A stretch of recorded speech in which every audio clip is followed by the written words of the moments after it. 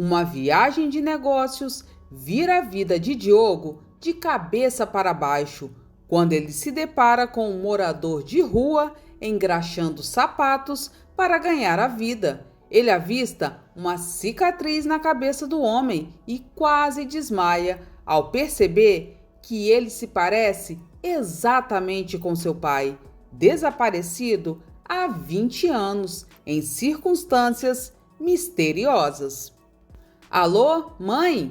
Disse Diogo, decepcionado ao deixar o prédio do centro comercial. Eles não estão muito interessados em assinar o contrato. Eles acham que nossos concorrentes estão oferecendo condições mais favoráveis. O quê? Disse Vitória. Você não dirigiu por 320 quilômetros à toa, Diogo. Como eles podem? Precisamos desse contrato. Dê-me 20 minutos e ligo para você. Não se preocupe, vou resolver isso. Diogo suspirou e caminhou até o café do outro lado da rua. Ele pegou um café e estava voltando para o prédio, quando um menino de patins esbarrou nele, derramando o café em seus sapatos. Opa, desculpe, o menino disse e saiu correndo para escapar da ira de Diogo. Diogo se ajoelhou para limpar os sapatos, mas a mancha não saía. De repente, o olhar de Diogo foi atraído para um homem na calçada do outro lado da rua. Trabalho por comida. Engraxe seus sapatos por R$1, dizia o cartaz ao lado dele. Diogo foi até o engraxate e colocou R$1 na caixa ao lado dele. Que Deus o abençoe, senhor. O morador de rua sorriu enquanto olhava para Diogo. Então ele começou seu trabalho.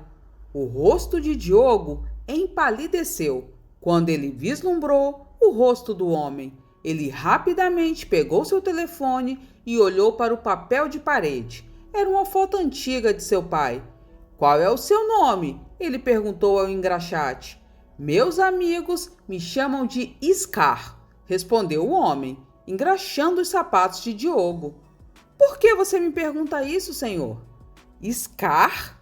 Respondeu Diogo. Por que esse nome?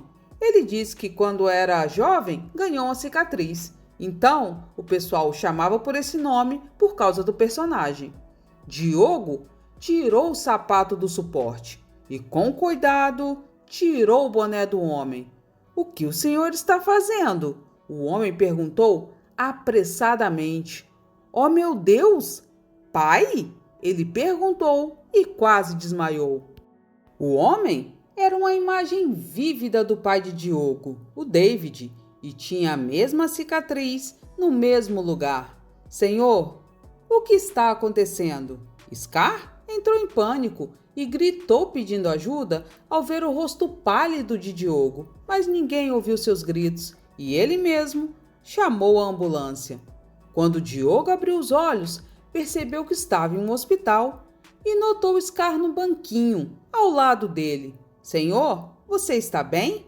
Ele perguntou preocupado. Scar, você não se lembra quem é?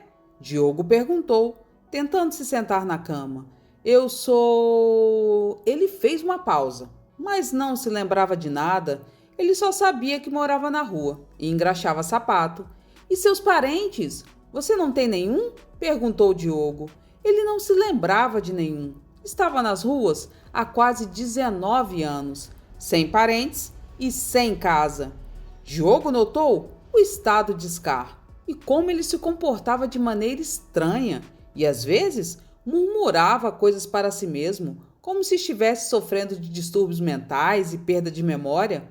Quando o tempo de visita acabou, um médico entrou na enfermaria e olhou para Scar. Você precisa sair, mas Diogo o deteve. Doutor, você pode fazer um check-up completo no Scar? Disse Diogo. Os olhos de Scar se encheram de gratidão. Você não precisa fazer isso. Por favor, isso seria demais para mim e eu não seria capaz de retribuir seu favor. Você não precisa, disse Diogo com um sorriso. Por favor, espere por nós lá fora e me chame de Diogo. Quando Scar saiu, Diogo informou o médico sobre tudo.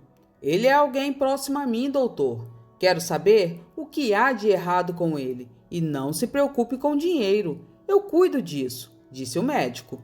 1 hora depois, Diogo estava examinando os relatórios de Scar, quando percebeu que o homem estava com amnésia, razão pela qual ele não se lembrava das partes anteriores de sua vida.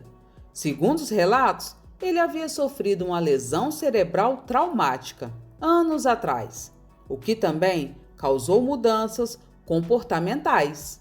Diogo fechou o arquivo do relatório e ligou para a Vitória. Ela tinha que dizer a ele a verdade. A mãe atendeu furiosa. Onde você estava, Diogo? Por que você tem ignorado minhas ligações e mensagens de voz? Mãe, preciso te contar uma coisa, disse Diogo, respirando fundo. Estou no hospital e acho que encontrei meu pai. O que você está fazendo no hospital, Diogo? E seu pai? Escute, Diogo, nós conversamos sobre isso várias vezes desde o desaparecimento dele e você precisa parar de procurá-lo. Ele não vai voltar, filho. Olha, mãe, sei que pode parecer loucura, mas desta vez tenho certeza. Você pode vir aqui, por favor? Ela disse, Tá bom, eu vou. Algumas horas depois, Vitória chegou ao hospital e invadiu a enfermaria de seu filho. Diogo suspirou e contou a ela tudo o que havia acontecido e que aquele homem se parecia muito com o pai dele e tinha até a mesma cicatriz. Diogo levou Vitória para o quarto de Scar. Ele pediu que ela entrasse com ele, mas ela se recusou. Ela disse que poderia ver muito bem da porta. Uma enfermeira conversava com Scar, enquanto coletava seu sangue para realizar alguns exames. Então, o que você acha? Ele se parece com o papai, não é? Perguntou Diogo. Eu não sei, disse Vitória, afastando-se da porta. Você pode fazer um teste de DNA se quiser. Isso é tudo que eu posso sugerir neste momento. Diogo decidiu que era a melhor opção. Ele fez o teste de DNA e pagou pela opção do resultado expresso. Depois que ele e Vitória saíram do laboratório, eles estavam sentados no corredor, conversando sobre o que acabara de acontecer. E Diogo não pôde deixar de relembrar os momentos que passou com seu pai. Diogo deixou a mãe no corredor, pois precisou ir ao banheiro, mas logo percebeu que havia chegado ao banheiro errado, estava no banheiro feminino, e retornou rapidamente para o corredor. Quando ele estava voltando, ele parou depois de ouvir Vitória discutindo com alguém no telefone. Ela estava furiosa e ele sentiu que algo estava errado. Então, ele se escondeu atrás de uma parede, escutando a conversa dela. Como ele ainda está vivo? Você me disse que ele não sobreviveu? Preciso lembrar, às custas de quem você está vivendo essa vida luxuosa? Com quem ela está falando? Diogo pensou enquanto a observava encerrar a ligação. Ele saiu para o banheiro e, quando voltou, estava prestes a perguntar sobre a ligação, quando a enfermeira os interrompeu. Senhor Diogo, os resultados do seu teste estão aqui. Ao receber os resultados, Diogo o abriu às pressas, mas quando leu o relatório, ele não pôde acreditar. As palavras 0% de correspondência acabaram com ele.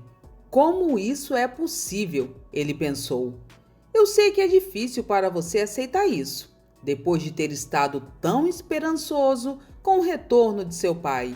Diogo, todos nós sentimos falta dele. Sinto falta dele todos os dias. A verdade, porém, é que ele pode estar morto. Você sabe, não foi fácil para mim assumir a empresa dele e construir essa vida para nós, disse Vitória. O coração de Diogo desmoronou. Tudo bem. Ele suspirou e foi se despedir de Scar. Ele disse à enfermeira para cuidar bem dele, que ele voltaria para visitá-lo em breve. Depois de almoçar, Diogo foi para o centro de negócios e Vitória voltou para casa. Ele finalmente fechou o negócio e imediatamente contou a Vitória. Ela ficou maravilhada e Diogo a agradeceu por ajudá-lo, mas nunca mencionou o que ouviu no hospital. Em vez disso, ele visitou a casa dela no dia seguinte, enquanto ela estava no trabalho. Ele queria investigar. Diogo tinha chave reserva. Ele entrou no quarto de sua mãe e começou a procurar algum papel que explicasse o que ele tinha ouvido. Embora Vitória fosse uma grande empresária que tomava decisões brilhantes, ela não era realmente excelente em decidir senhas. Assim, Diogo levou alguns segundos para adivinhar a senha e abrir o cofre. Enquanto examinava os documentos, percebeu que eram apenas papéis da empresa. O atestado de óbito do seu pai não estava lá. Então Diogo vasculhou as gavetas do quarto dela, mas foi tudo em vão. Diogo fechou a porta do armário e suspirou. Ele se perguntou: onde posso encontrar pistas? Ele se ajoelhou perto do fundo do armário e notou que a laminação havia se soltado. Então ele viu os arranhões no chão e parecia que alguém havia empurrado repetidamente o armário, como se estivesse tentando mudar sua localização. Diogo empurrou o armário para o lado e ficou em estado de choque quando encontrou um cofre atrás dele.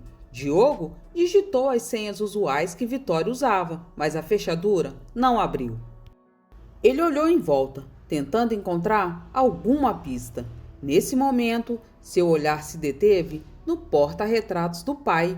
Diogo tentou a data em que seu pai havia desaparecido. Para sua surpresa, o cofre se abriu, mas tudo que encontrou dentro foi uma pasta marrom.